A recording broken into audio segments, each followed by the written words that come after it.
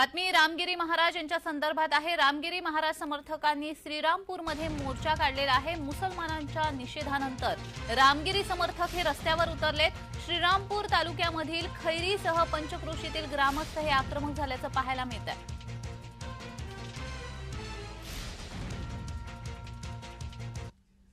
याचाच आढावा घेतलेला आहे आमचे प्रतिनिधी जयेश सावंत यांनी। पाहूयात।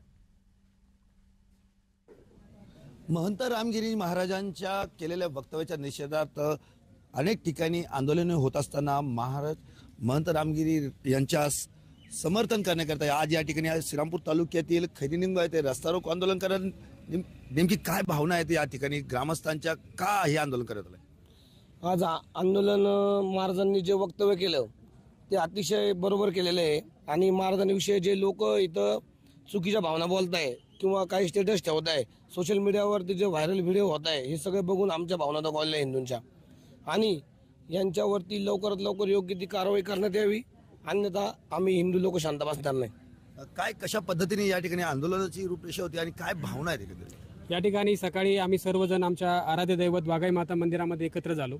त्यानंतर आम्ही पूर्व दिशा म्हणून या ठिकाणी आम्ही रस्ता रोकाचा या ठिकाणी पोलीस प्रशासनाला इशारा दिला, रस्ता रोको या ठिकाणी केला।